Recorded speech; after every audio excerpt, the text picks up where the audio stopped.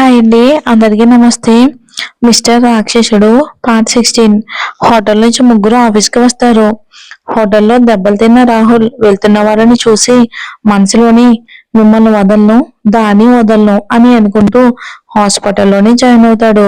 ఆ విషయం తెలుసుకున్న ధనుంజయ్ కోపంగా సిద్ధార్థ్ గారికి ఫోన్ చేసి ఆవేశంగా, ఇక సిద్ధార్థ్, నీ మేనలుడు ఏమనుకుంటున్నాడు? నా కొడుకుని తిట్టి వచ్చిన ప్రాజెక్ట్ ని వాళ్ళతో మాట్లాడి మాతో క్యాన్సిల్ చేసుకునేలా చేశాడు.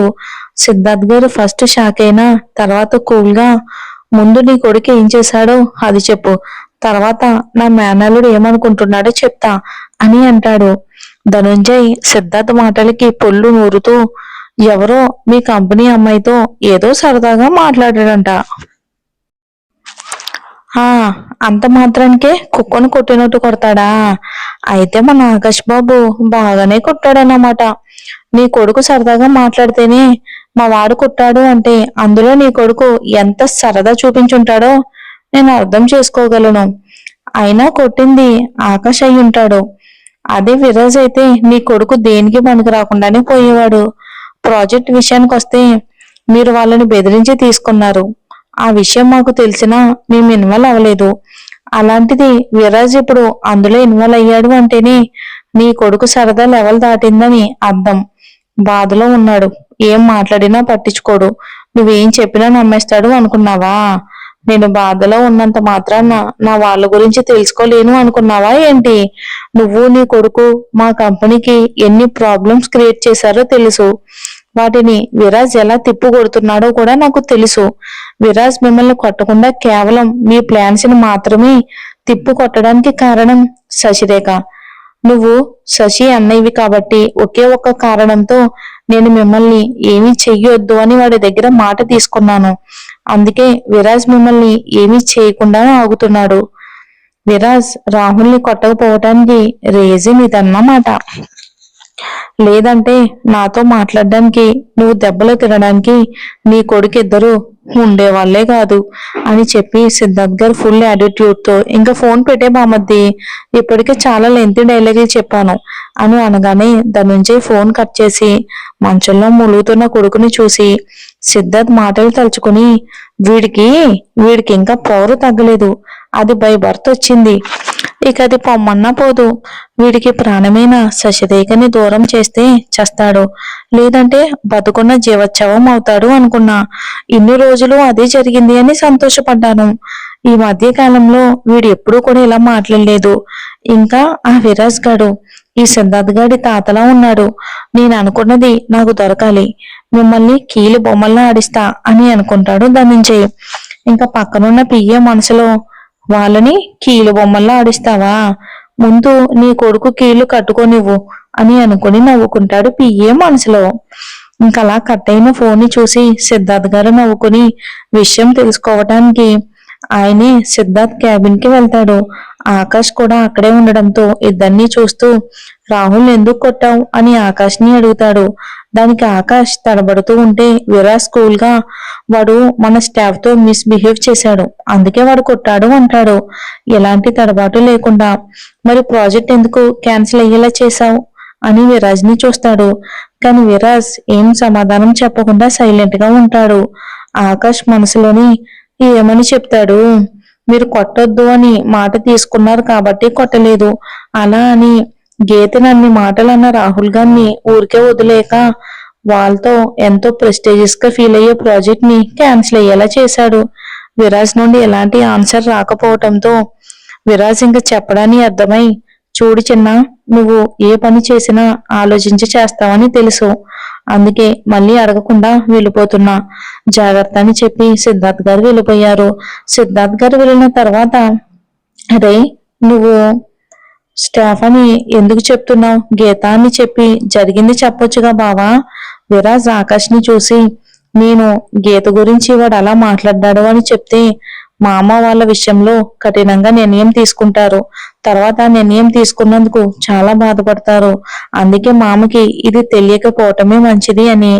మళ్ళీ విరాజ్ ఎలాంటి ఎక్స్ప్రెషన్స్ లేకుండా నార్మల్ గానే వర్క్ చేసుకుంటూ ఉంటాడు. దేవుడా, ఎలాంటి ఎక్స్ప్రెషన్స్ లేకుండా వీడిని ఎలా పుట్టించారయ్యా స్వామి అని అనుకుని క్యాబిన్ నుండి బయటికి వచ్చి చేతిలో ఉన్న ఫైల్ తో తల కొట్టుకుంటూ ఉంటే అప్పుడే అక్కడికి వచ్చిన చారీ గారు, రే ఈడియట్, నీ బుర్రలో ఎలాగో ఏమీ లేదు, కనీసం ఫైల్లో ఉన్న దానిని కూడా సరిగ్గా ఉండనివ్వా అని ఒక రౌడీ తిట్టి తిట్టి వెళ్ళిపోతారు. ఏదో పని మీద అక్కడికి వచ్చిన మేఘకి ఇదంతా చూసి గట్టిగా నవ్వుతుంది. ఆకాష్ ఆ నవ్వుని మైమరిచిపోయి చూస్తూ ఉంటాడు. ఆకాష్ అలా చూస్తూ ఉండడంతో మేఘనకి సిగ్గుగా అనిపించి వెళ్ళిపోతుంది. చారీ గారు క్యాబిన్ లోకి వెళ్లి వచ్చిన తర్వాత ఆకాష్ ఇంకా అక్కడే ఉండడంతో తనకు దగ్గరగా వెళ్ళిన ఆకాష్ చారీ గారిని పట్టించుకోకుండా మేఘన ఊహల్లో ఉండిపోతాడు. చారీ గారికి కోపం వచ్చి ఆకాష్ తల మీద టప్మని కొడతారు. దెబ్బకు ఆకాష్ ఊహల్లో నుంచి బయటకు వచ్చి నొప్పికి తల మీద రుద్దుకుంటూ వాళ్ళ నాన్నని చూసి విషయం అర్థమై చారీ గారు తిడుతూ ఉంటే, ఈ రోజు రౌండ్ అయిపోయింది నాన్న అని పరుగున తన క్యాబిన్ కి వెళ్ళిపోతాడు. గీత మేఘన ఆఫీస్ నుంచి ఇంటికి వస్తున్న టైంలో బైక్ కి ఒక చిన్న కుక్క పిల్ల అడ్డొస్తుంది. అది చూడటానికి చాలా క్యూట్ గా ఉంది. గీత బండి దిగి దాన్ని దగ్గరికి తీసుకుని ఎవరైనా ఉన్నారా అని చూస్తుంది. మేఘన, ఏంటి చూస్తున్నావు, రా వచ్చి బండెక్కు. అది కాదే, ఈ పప్పి చాలా క్యూట్ గా ఉంది, దీన్ని ఒక్కదాన్ని వదిలేసి ఎలా వెళ్తాను, ఓనర్స్ వస్తే ఇచ్చేసి వెళ్దామంటుంది. గీత చెప్పిన దానిని వదిలిపెట్టి రాదు కాబట్టి మేఘన సరే అంటుంది. కాసేపు వెయిట్ చేసిన తర్వాత కూడా ఎవరూ రాకపోవటంతో మేఘన వైపే చూస్తే తనింక వెళ్దామంటుంది. గీత చుట్టూ చూసి పక్కనే చిన్న షాప్ ఉండడంతో అక్కడికి వెళ్ళి, ఈ పప్పి ఎవరిదో మీకేమైనా తెలుసా అంకుల్ అని ఆ షాప్ అతన్ని అడుగుతుంది. ఆ షాప్ అతను, అది 3 రోజుల నుంచి ఇక్కడే ఉంటుందమ్మా, ఎవరో వదిలేసి వెళ్ళిపోయినట్టున్నారు. ఓ, అలాగైతే నేను దీన్ని తీసుకుని వెళ్తా అంకుల్, ఎవరైనా దీనికోసం వస్తే మేము ఇదే రూట్ లో వెళ్తాం కదా, అప్పుడు మాకు కొంచెం చెప్పండి అంకుల్. అతను సరే అనడంతో దాన్ని తీసుకుని ఇంటికి వస్తారు. దానికి ఫ్రెష్ గా స్నానం చేపించి నీట్ గా రెడీ చేసి ఫుడ్ పెడుతుంది.